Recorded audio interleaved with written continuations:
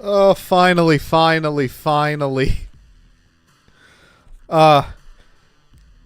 You guys know what to do. If you guys can hear me, put W in the chat. Oh my god, I'll talk about it. I'll talk about it with you guys in just a moment.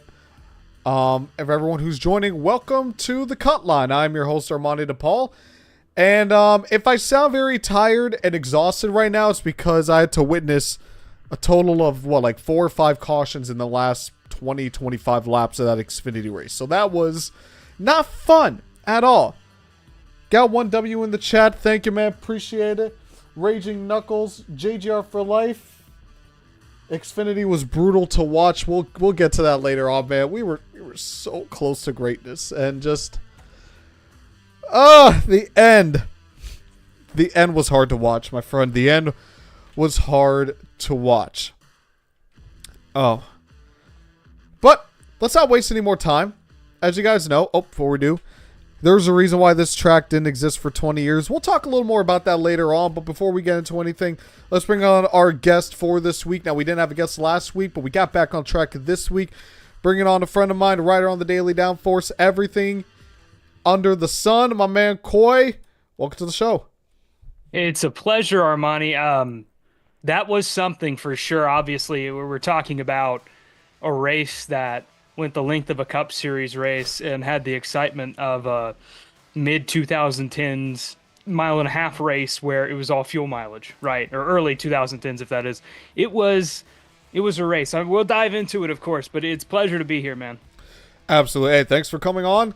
As always, like I said, Coy, writer for the Daily Downforce, when we get to the end of the show and he gets to just show off, if you will. I like to call it the show-off segment for the guest. He'll talk more about himself, but let's dive straight into this race, and let's start off with what I think about Rockingham as a whole. I got a picture of the truck. I got a video of the truck race here up now. Before I click record or click play for this, how was Rockingham? I think that is the number one question we are all going to be asking after the Truck and Xfinity Series race.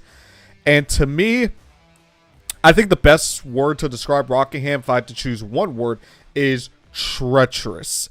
You know, that was one of my worries going into this weekend, is the repave. You know, we know that repaves typically don't have a good history when it comes to Cup Series, or really just any NASCAR series in general. Texas, Kentucky, Atlanta's a little bit different, but you know, because of super speedway reconfiguration, but repaves typically don't have the best track record. So that was my main concern. How is the repave going to affect the racing?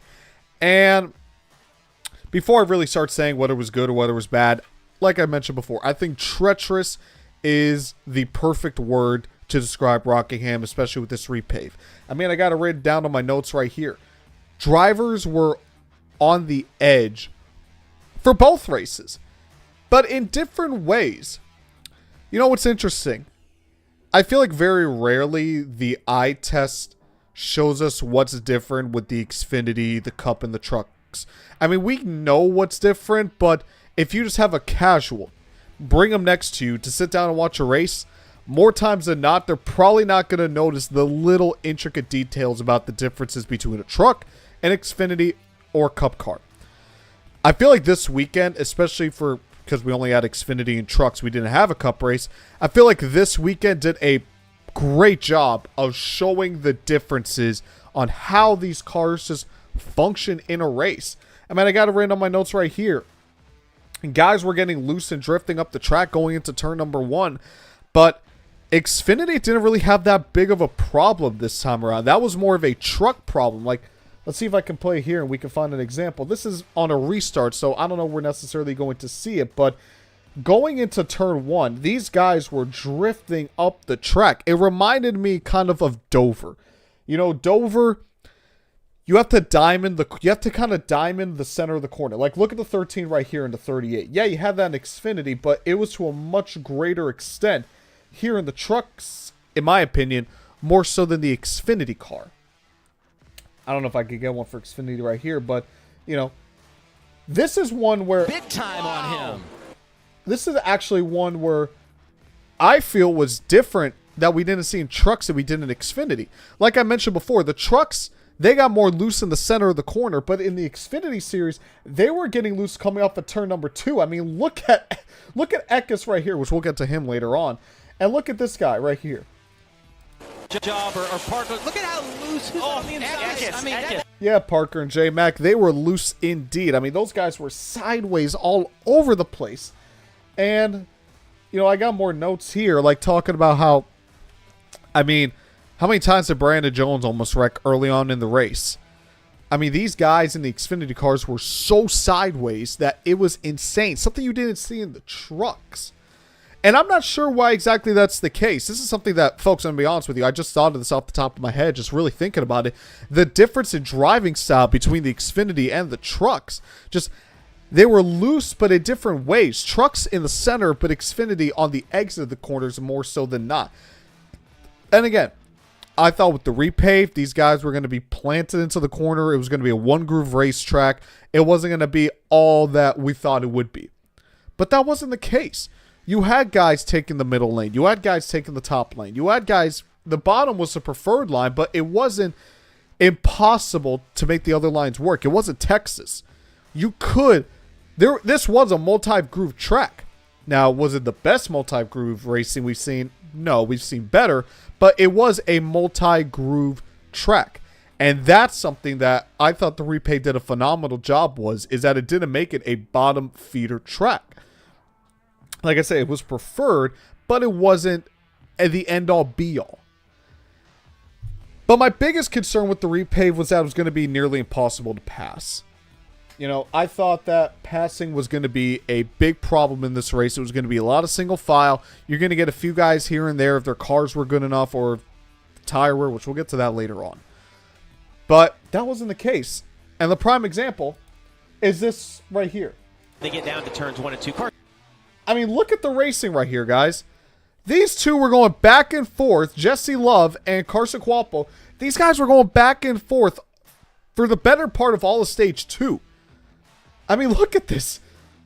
Here you go again, going, you know, drifting up in the middle of the corner, Dover style. But I mean, look here. These guys are just racing, you know, their asses off. Cuopo, Love. You could pass for the lead here. Look at Love here, just driving it into the corner. And then look at Cuopo holding it off on the highlight. That's what I'm saying. The top line could work. The middle line could work. It wasn't just bottom dominant. And this went on for multiple laps. It was awesome. Rockingham, in my opinion. Now, let's go back to the main point. How was Rockingham in terms of entertainment? I would say it passed with all flying colors in terms of the on-track racing product. We'll get to some of the issues later on because I do have my criticisms of the track, but overall I do think that Rockingham, in terms of the racing for truck and Xfinity, easily above the cut line. One of my easiest above the cut lines of the year. But it's not just me we have to ask. We got to ask Coy. Coy, what do you think about the racing overall at Rockingham? We'll get to like the finish and maybe the tire wear later on, but just off of the pure racing, was I spot on? Did I miss something? Do you disagree? What were your thoughts on the race at Rockingham? Specifically, and I've seen this in the chat, coming off turn 2, specifically in that Xfinity car, this was something that I was looking for lap after lap, right? You saw a car come off the corner and lose it just a little bit, just enough to make it exciting, and to me that's something that produced good enough racing for me, especially after what we saw last Sunday, you know, that last taste that we had in our mouth. But I think my biggest takeaway, hands down, no questions asked, has to be the cars looked good on track. That is, the racing can be good. You talk about the groups. What is important to me is that on track, the cars looked good, whether it was the truck race. I don't know if you watched the ARCA race this morning. That was solid. I mean, it was a blowout, but it was solid, right? And then Xfinity looked good. Obviously, we can look past the cautions when having this conversation that it's kind of a beast of its own making with the fuel mileage racing. But all around, in my opinion, I was thoroughly impressed. I was nervous about the repave. I'm always nervous about a repave, but I think what Rockingham has supplied historically and will continue to supply, it's something that we've all known. It's very, very unique. And to me, That is what made this weekend. It was unique. It looked good. I'm not sitting here going to say, hey, we're going to bank on taking the Cup cars there one day, but I wouldn't hate to see that. I wouldn't hate to see what the next gen would produce on a track that is shaped the way, right? You heard what Carson Quapfel said about it. You know, it's a lot like Dover. It's a lot like North Wilkesboro. It's a lot like Bristol in a way, right? It's this collage of tracks, right? It's so unique. I would love to see something different there and see what maybe it produces.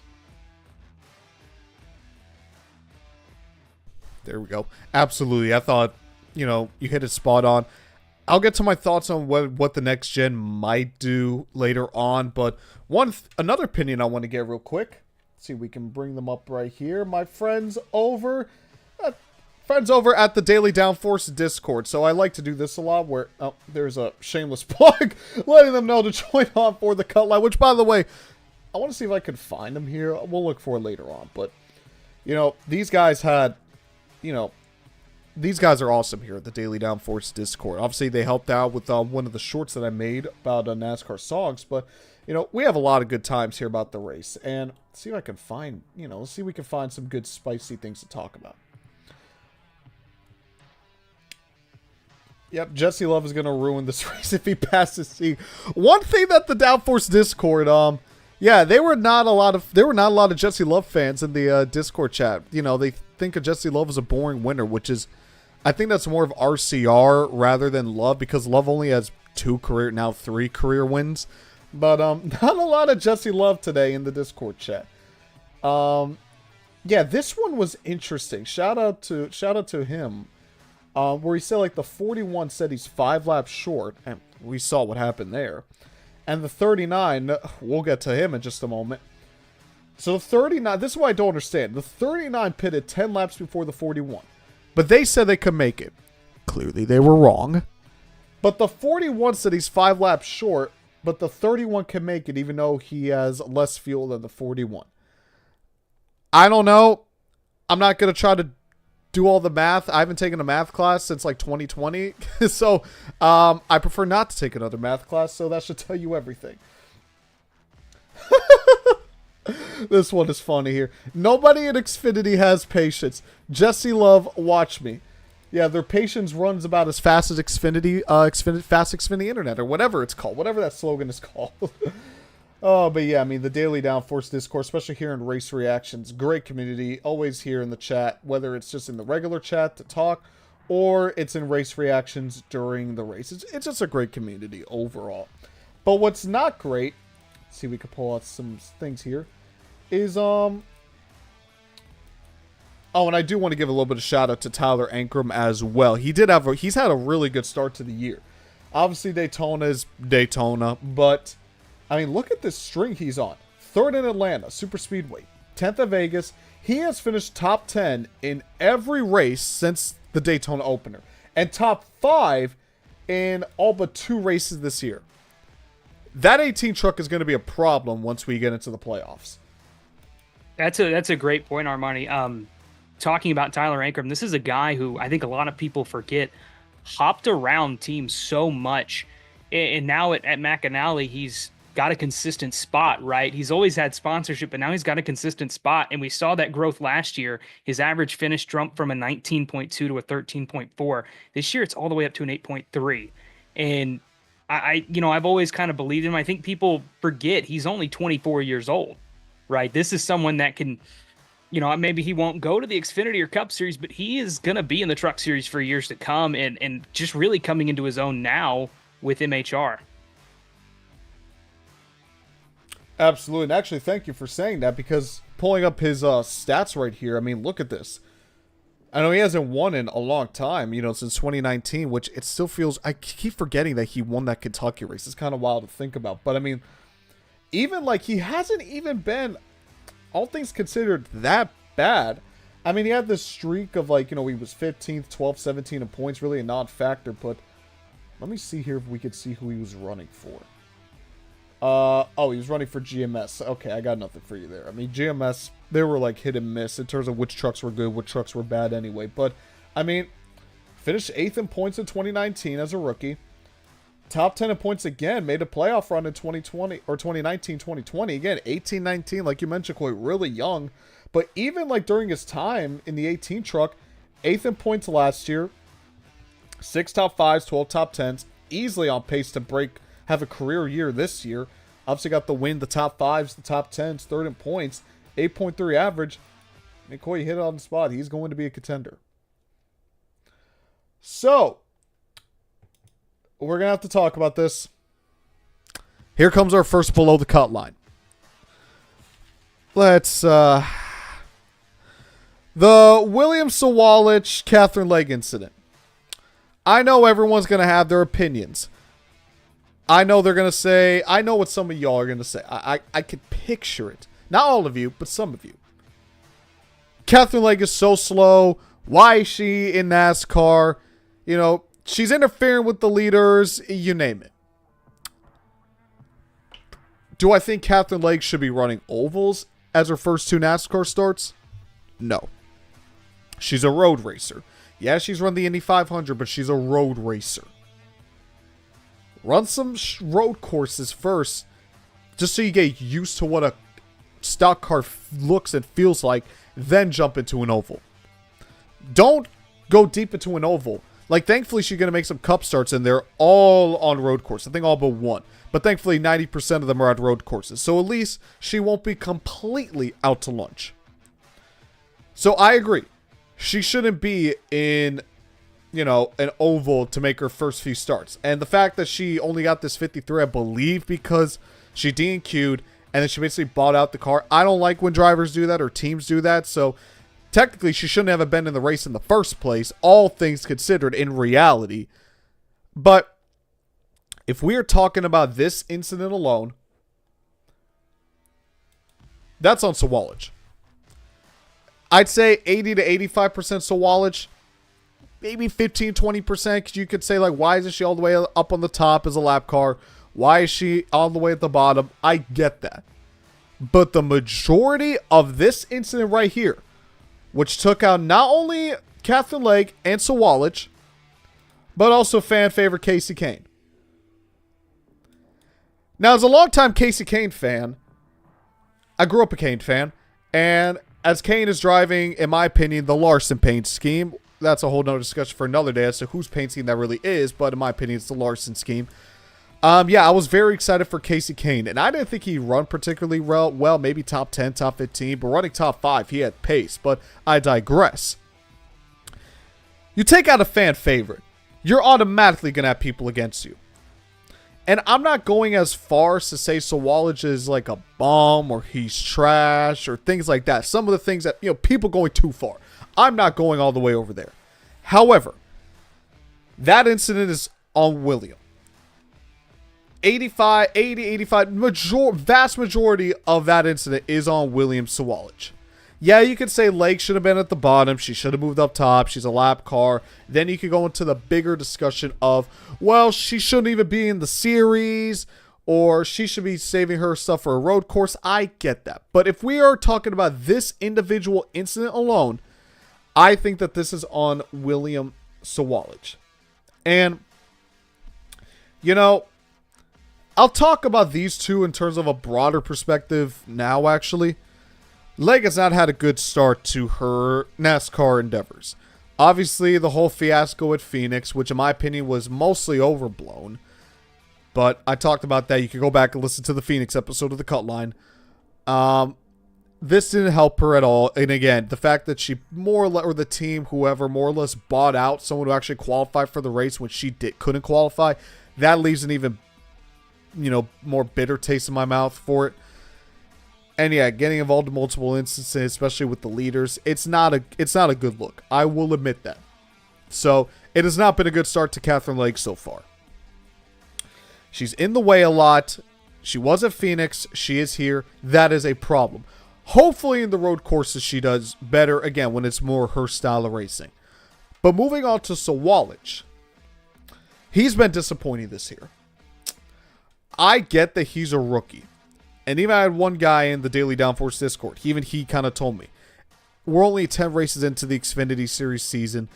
Don't automatically make your assessment or, your opinion on a rookie. And I think that's fair. I'll give William till the end of the season, just like I'll give Taylor Gray, I'll give Connor Zilch, any other rookie competing right now. Eckes, you name it, Daniel Dye. I'll give him to the end of the year because it's fair. You can't really judge a guy off 10 races. But I can say, if you're driving a JGR car, I expect you to be better than 23rd in points. I expect you to be at least a factor in more races than not. I mean, Taylor Gray is more of a factor than William Sawalich. I know Gray is a solid driver, but he's nothing special. And Brandon Jones, I mean, he's a veteran, so I'd expect him to be better than a rookie in William Sawalich. But again, I expect you to be better than 23rd in points.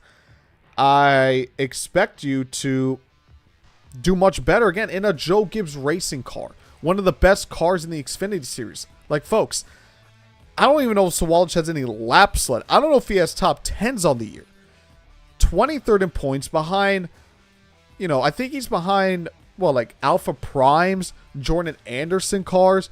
He's behind Almirola, who was a part-timer. Like, that's unacceptable. I get it. You're a rookie. You need time to learn. You need time to develop. But if you're driving for Joe Gibbs Racing, the best team in the series, I expect you to be better than 23rd in points. And really, all of Joe Gibbs Racing this year in the Xfinity Series feels like they've been kind of disappointing. Taylor Gray's had his flashes, but he's 16th in points. He's been pretty inconsistent. Brandon Jones has been the bright spot, but that's because Brandon Jones can only win with Joe Gibbs Racing. He can't really win with any other team for some reason. And I just mentioned Sawalich. So overall, I will say this. I'd put him mostly on Sawalich. Leg definitely shoulders some of the blame, but it's mostly on William. Now, Coy, you and I talked about this a little bit before. Now I need to hear your opinion because you told me you have some thoughts. Yeah. Now, the floor is all yours, buddy. Every Monday morning, dailydownforce.com, Biggest Losers. William Sawalich will be on there for second week in a row. It's a nice column. Give it a read if you have some time. But it's a JGR card. That is my entire point we're going to make. Yes, he is a rookie. We're talking about a guy, though, that had such high expectations. 13 wins in 27 Xfinity Series, ARCA starts, at the start of this season. 26 top 10s in 27 starts also.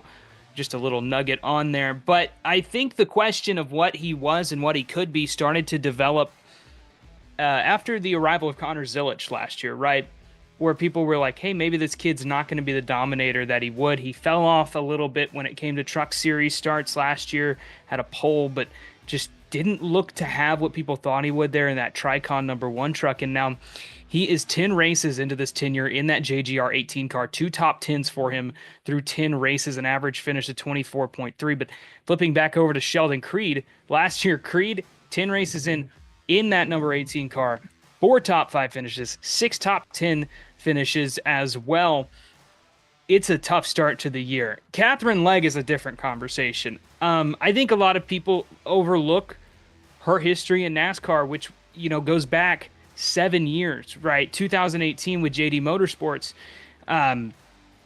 She took the 15 car in the Richmond, I think it was the Richmond Fall race, from 32nd to 28th. Ran all laps, finished 8 down. Was a solid entry there. I just think the adjustment's been hard, and it's going to be hard, right? This is someone who is a world-class driver, right? You don't get to do what she's done without proving yourself. Sponsorship is one thing, right?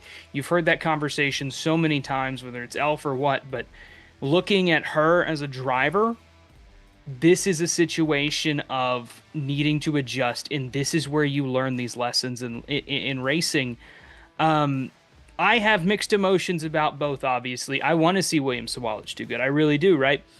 But right now, that's just not looking like the case. We're very early on in the season. There was the incident last weekend with Connor Zilch that kind of brought him some bad PR. Maybe he can rebound with some good runs. Maybe. It's all out there. And then for Legg, I mean, this is a big year for her.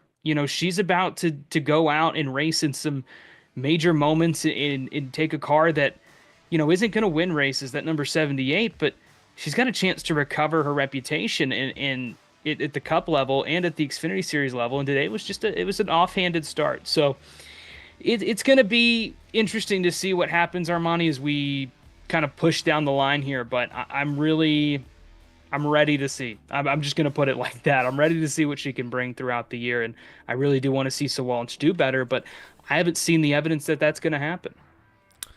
Yeah, absolutely. And I mean, you know, Raging Knuckles said it here in the chat. I expect Sawalch to run with the other rookies.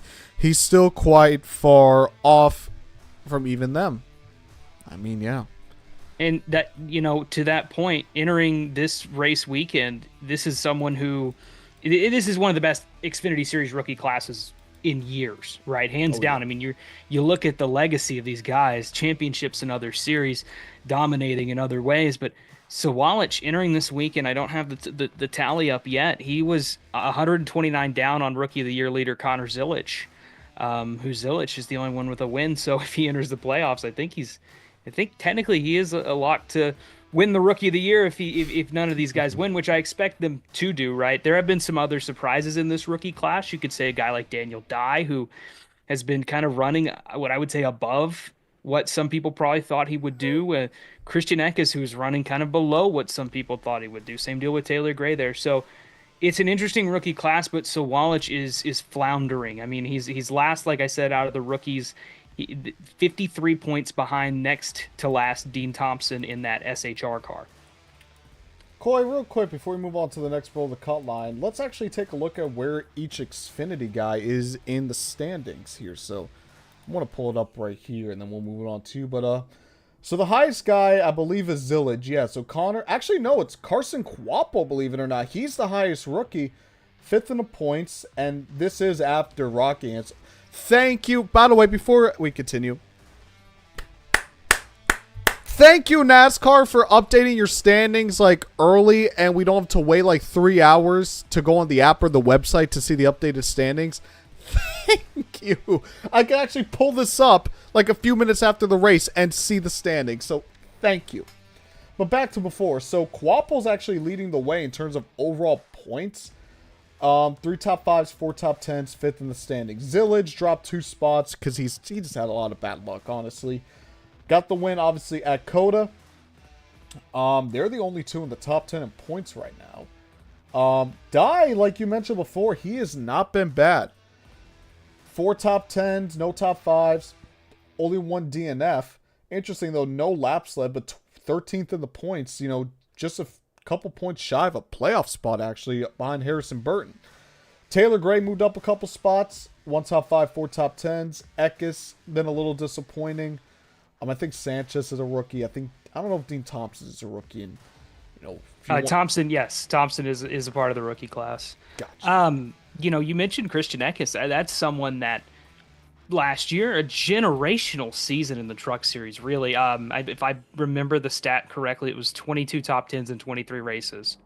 And if you would have told me he would have performed that well, specifically in that flagship number 16 car at Colleague, I would have called you stupid. But here we are in a situation where he's 16th in points behind Dean Thompson, behind Taylor Gray, and behind Daniel Dye, his teammate, who was at MHR with him last year, and who Eckes outperformed last year consistently. So really, Daniel Dye putting in the work during the offseason, I guess, or just catching some people lacking this year.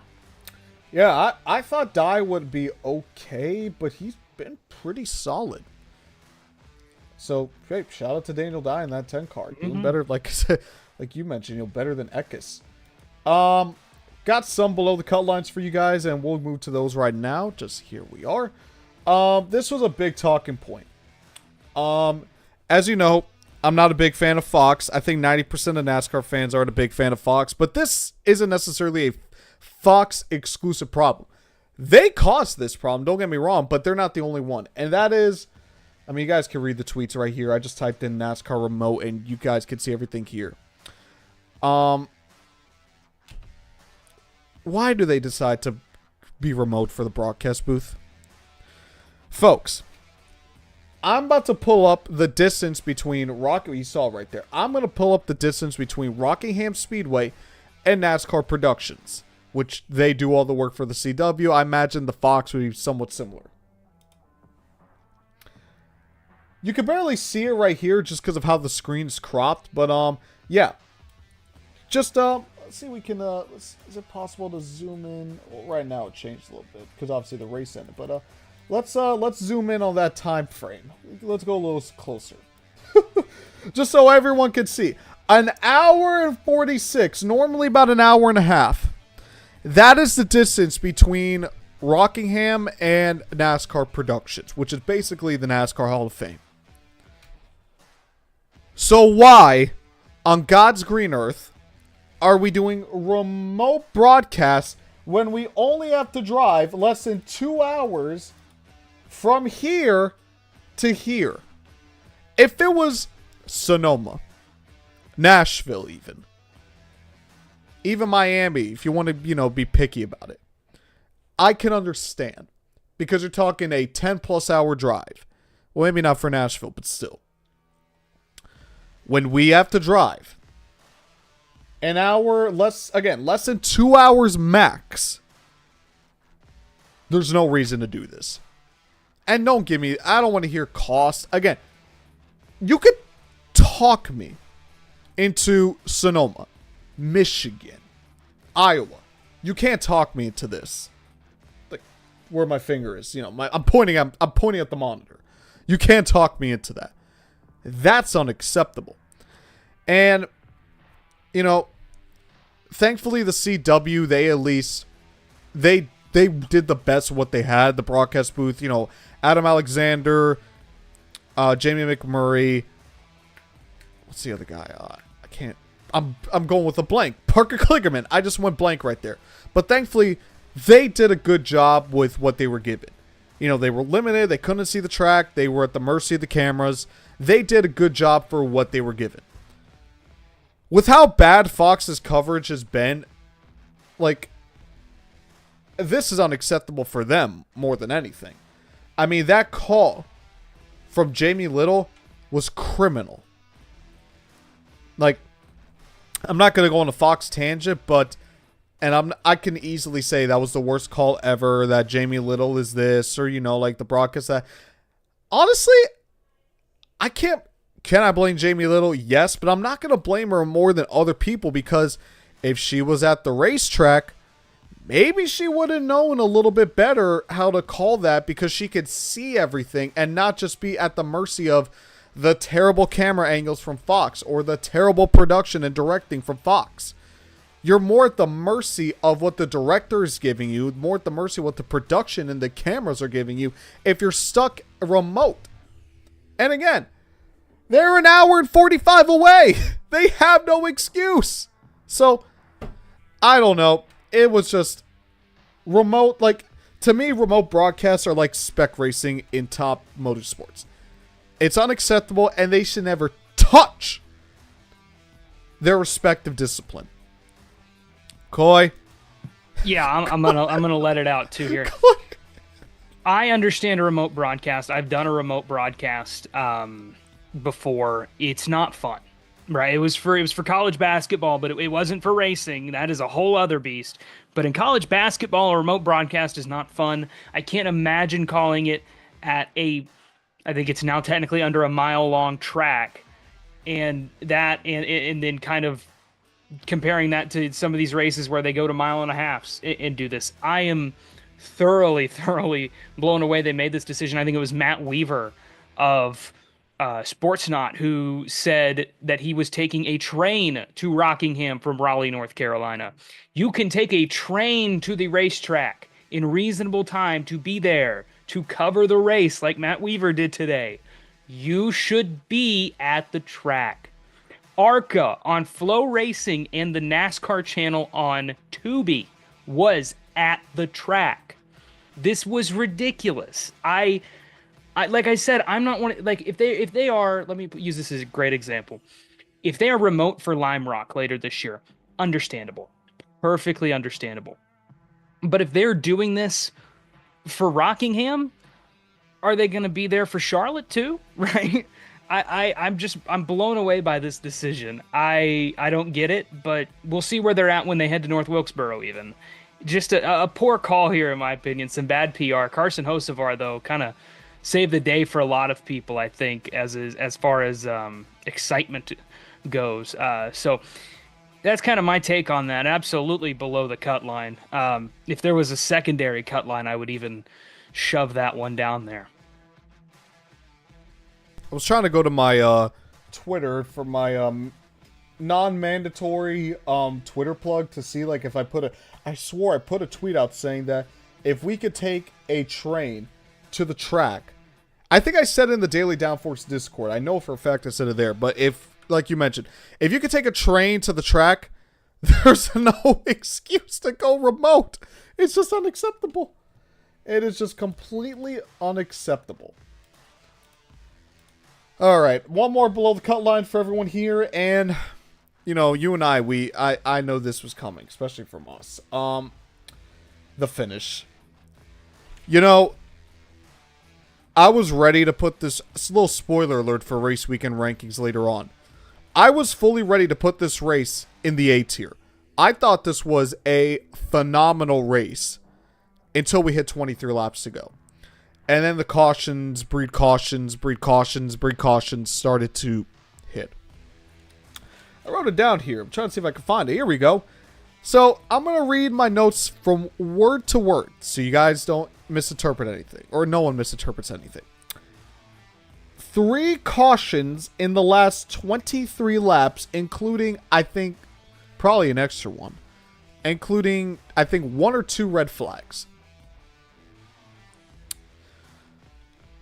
Do I think we'd see that in Cup? I can't even say no because we had Nashville. But, I mean, that was unacceptable. There comes a point where, yes, I do think that cautions, they do make the race more interesting. Yes, you need a little bit of, you know, you don't want the race to be fully under green. Thank you, Raging Knuckles. 2 red flags at the end. You don't want the race to be, you know, you want a little bit of spice here and there. Like, you don't want just chicken and rice. You want a little bit of garlic. You want a little bit of complete seasoning. I get it.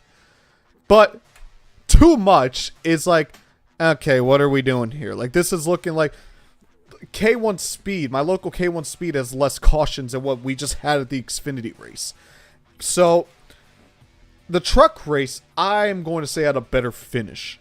The fuel mileage, the mystery, the intrigue, the suspense. I'm not even referring to who won the race. That was a better finish, and I'll take that finish 9 times out of 10, 10 times out of 10, than a crash fest. Because at some point you get to the, like, you know, 1 or 2 cautions, I get it. But once you get to 3, 4, 5, we're kind of just to the point of, okay, what are we doing? Like, you guys can't hold a car stable for 2 laps, 3, 4 laps. It makes them look sloppy. It makes them look, honestly, unprofessional. Again, like, these guys are supposed to be the best drivers in the world, and you can't hold it for a few laps, like 3, 4 laps. And it's the guys who are running for like 15th, 20th, 21st. Like, guys, come on. Just bring it home in one piece. What means more to you? A 15th? Like, this is a real question. I don't want to disrespect anybody. What does mean more? A 15th place finish with a torn up race car, or a 20th place finish with a clean race car? Joshua, 8824 Racing, and NASCAR is going to do nothing. It's not a NASCAR problem. It's a driver problem. It's the guys just losing their minds, losing their rate, their IQ in the last few laps. Like, it's insanity. I mean, yeah, like I mentioned, sloppy, out of control, disorganized, just you name it. It just makes it look like, what are we doing? Like, I look at the end of that race, I'm thinking, do I want a lot of these guys moving up to the Cup Series? Again, the first 220 laps, phenomenal, amazing, top tier. That last quarter, fifth of the race, not so much. Coy. Oh, Coy's a little. Coy's looking for something. My dog was just walked up, grabbed my backpack, and walked away. Sorry about that. Live production, huh? Crash Fest for me is always a no-go. I find myself at the worst ones. Texas last spring, ooh. I found myself there sitting watching. Now I'll say the Hamlin caution made all those worth it. That the reaction from the crowd was tremendous, but I find myself at these races and I've grown to loathe them, right? You don't like them as a race fan to begin with. But now I'm at the point where I'm like, can we just cut to it, right? Which I think it all comes down to overtime, the concept. I understand wanting a race to finish under green, but at the end of the day, it has to end at some point, right? I spent an hour at Circuit of the Americas in 2023 watching overtime finishes on a track longer than 2.25 miles long, right? That was hellacious in any words, but I think the finish was good, and I do think it produced interest and excitement. But in total, I think it kind of put a damper on the weekend. I do, I'd have to agree with that sentiment that this was such a great weekend. It was such a refreshing weekend. I think it pointed out so many of the issues that the Cup Series is having, whether that's on short tracks or the next gen car, or kind of stepping away from those traditional aspects of a stock car, what we call a stock car nowadays, of course, with kind of an in-house built item. But this has been, it was a good weekend. It didn't cap off the way I wanted it to, but I'm still satisfied with the result. Absolutely. Now, before we move on to race weekend rankings, I'm gonna ask you. Can I throw something above the cut line real quick, Armani? Sure. Alpha Prime Racing, double top fives. Wait. And Parker Retzloff, run of the century. They had two. I know Brendan Poole finished top 5. Hold on. Retzloff. He got a top 5? I may be. Listen. Hold on. Check my source. Yeah, third place finish for Retzloff, fifth place for Poole. Retzloff with the run of a lifetime this weekend. One of his best runs he's had in a while. One of the hands down best run he's had with Alpha Prime this year. I was blown away with the speed those two cars carried this weekend. That's a team that's really gaining some momentum. And all around, I do want to put this out there too. This is a team that the number 4 missed COTA, right? This team did not qualify for COTA. The 4 and the 45, I do believe, is Brad Perez that weekend. So just to put it out there, above the cut line all day long. Well, NASCAR has the standings updated, but they don't have the results from the Xfinity race. How that works, I don't know, so I couldn't show it on the screen, but wow. Yeah, Racing Knuckles just, confirmed it again. Parker with a 3rd place run, Poole with the 5th. Wow. That is awesome. So, we teased it a little bit earlier. We're going to answer the question. Should the Cup Series return to Rockingham Speedway? I'll give my opinion, then we'll move it on to Coy. In theory, yes, they should return to Rockingham. I mean, if Trucks and ARCA nearly sell out from the looks of it, if Xfinity does sell out, the Cup Series is going to do glorious numbers at the Rock. Glorious numbers. Glorious.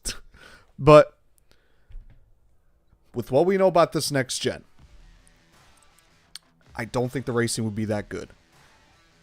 The car excels at multi-group tracks, and that does give me hope for the Rock.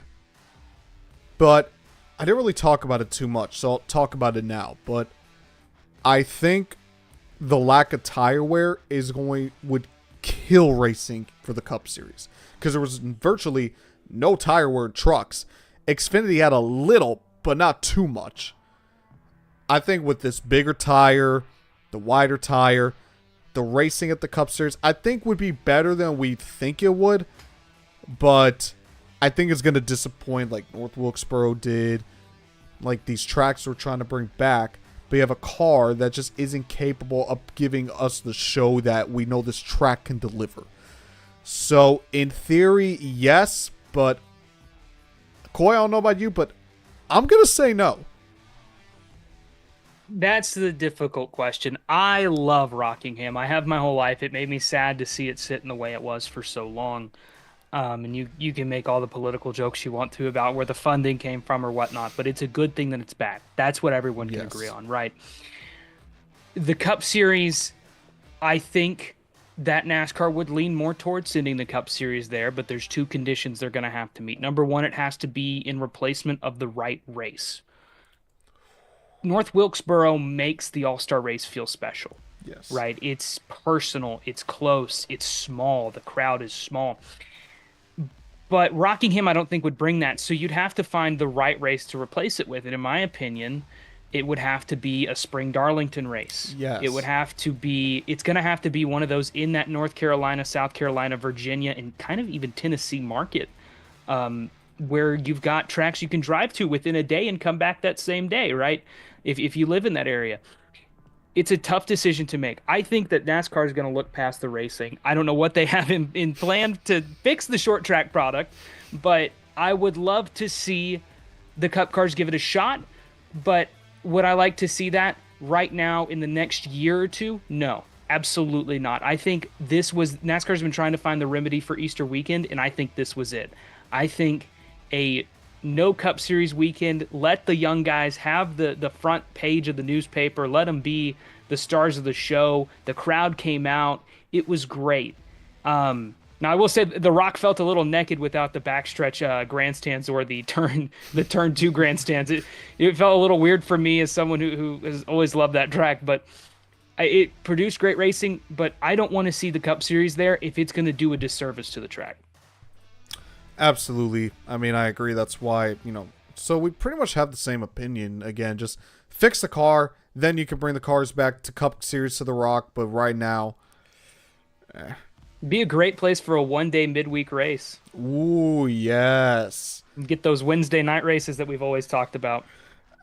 I don't think they're coming. We tried it during COVID. We tried it a little bit in 2021, but I don't think it's coming. No, I agree with you on that one. Yeah, Southern Belle said, not now. The car isn't ready, in my opinion. Pretty much agree. And Joshua again, with how fast everyone went, I think horsepower is our answer to fixing the Cup car. How much horsepower does the Xfinity car even have? Ooh, that's tough off the top of the head. For a numbers guy, that is funny to say. But, man, I want to say it's 650? So then the Cup car has more horsepower then. I don't cite me on that one. I'm trying to hypothetically take a peek here. Yeah, because the Cup is at right now 670. The Cup Series might still have the most horsepower just in general among all top 3. I don't know what the truck number is, but I can't imagine Xfinity is 8. Xfinity isn't maybe 700. I think could be the max. Because they're definitely not at 800 or 900. Also, I know we're going off on a tangent. You know what? We'll save that for another one. But yeah, that's a good question. But we know I agree. Horsepower would be a great start, and then the underbody maybe taking a step back on the direction they took with the next gen car, and maybe just having a normal nothing under there even. A normal car. Just a normal stock car. I think as far as the next gen car goes, that's my take. I'm not an engineer. I'm just a meatball journalist. I'm not sitting here solving the world's problems. Everyone in the chat, what do you think? Should NASCAR just develop a normal stock car next time and not a sports car, stock car hybrid, supercar hybrid? All right, we've been waiting long enough. Let's get down to business here with our race weekend rankings. Now, as always, I didn't do it last week. I apologize for that, but I made it up for you guys this week. If you go into the description right now, you'll see 2 links. Rockingham race weekend rankings, 2025 race weekend rankings. You want to follow along? Is your list different than mine? 2025 season, Rockingham weekend? Let me know. Show me your race weekend rankings. Put it on social media. Tag us at Daily Downforce, and we'll show them. So, we only had 2 races here. We had the truck and the Xfinity. Well, this is the truck. This is the Xfinity Series race. And let's dive into it. And this is, folks, I'm going to be honest, this is going to be one of the toughest race weekend rankings of the year. Because, I mentioned it before, I think trucks had a better finish, but Xfinity was so good for that first 4/5 of the race, but that final 30 laps just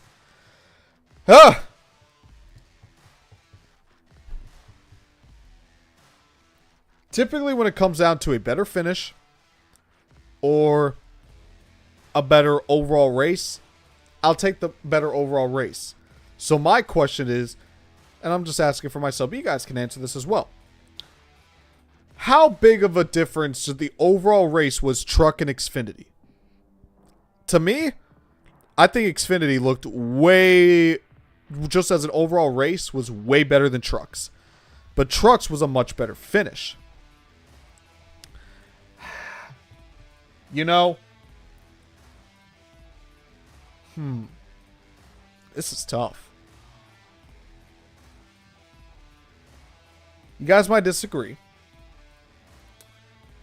I'm going to give Xfinity the benefit of the doubt. I'm going to put Xfinity 1 and Truck 2. Now, starting off with the Truck Series. We talked about it earlier. Great race. Good race. I love fuel mile finishes. Tyler Ingram getting his first win in a few years. That was incredible. I loved seeing that. The racing as a whole was good, but I wouldn't say it was particularly amazing. I think the lack of tire wear really just limited what the trucks could do at Rockingham. If Goodyear brings a softer tire, and again, it's the first race on a new surface, you don't want a 2008 tire, Brickyard 400. You don't want a Bristol Spring race from last year. You don't want that. So I get it. They want to be more cautious on the tire wear. But I do think it hurt the truck product. Again, fuel mileage saved it from being like an okay to a good race. So I still thought it solidified as a good to maybe a great race. But Xfinity, while the tire wear was a little bit better, but not by much, I think the overall racing product, again, you had a lot of moments. Brandon Jones up there. You had Jesse Love versus Nick Sanchez, Retzlaff versus Sanchez, Quapple versus Love, everything, you named it. Love had the fastest car, but he had to earn that win. Even Ryan Sieg being thrown into the mix. It looked like we were going to get Sammy Smith versus Taylor Gray part 2 at the end of it. The finish for Xfinity was sloppy. But I'm going to give it the benefit of the doubt. And I'm going to put the Xfinity Series race number 1 and the Truck Series race number 2. Coy, what do we think? I got to agree with you. Cautions are one thing, but the atmosphere, the look, the feel of what the Xfinity race had, I think puts it over the Truck Series race hands down. I'm impressed with what they brought as far as action. Obviously, we need a little bit more patience in the Xfinity Series, but overall, I think you are right on the money there. The Truck Series race did not do much to entice me to, I'm going to keep watching, obviously, but I've always kind of used the ranking of, are you enticing me to keep watching, right? Are we waiting for a late race caution? Are we waiting for this? Yeah, fuel mileage racing is great, but I think just atmosphere and feeling alone, feeling like The Rock is truly back, that, in my opinion, that bumps The Rock on today over the Truck Series race hands down. All right, so we had our opinions about the end, but all right, good stuff. Now let's move on to the 2025 tier list. Here it comes. So here we go. I might have to shorten this screen real quick. Well, not this week. Maybe next week for Talladega. So, I will say this. These two races I still think were really good. I'd probably put Trucks. I do think it was better than the Daytona 500. Do I think it was better than Xfinity? I think this is Xfinity at Las Vegas. They all just blended at this point. You know what? I don't know if... I still think Cup at Vegas was slightly better. And maybe that's just my bias because Josh Berry won, a different winner. Maybe that's it. But I'm going to put the truck race in B tier, but the second race in B tier. Now, the Xfinity race. The Xfinity race was almost like all the way up to like here. That's how good I thought it was. I thought the Xfinity race was that good. But the end of the race, again, it got too sloppy for my liking. I don't like my finishes sloppy. I still think it was an A-tier race, but I'm going to put it behind... I'm going to put it here. I'm going to put it in the third race of A-tier. Still a solid...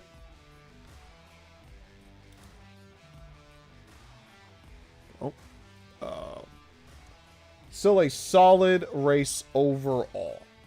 If you're wondering what just happened, I think we just lost Koi for a second, so... be right back.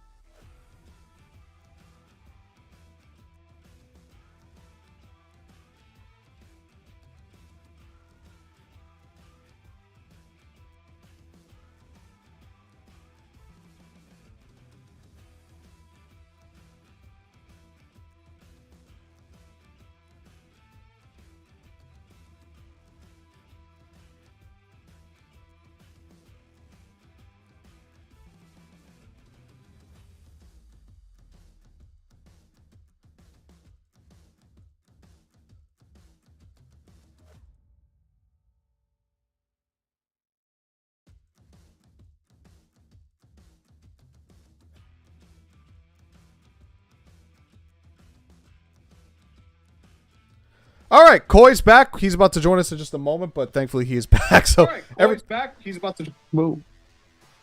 So,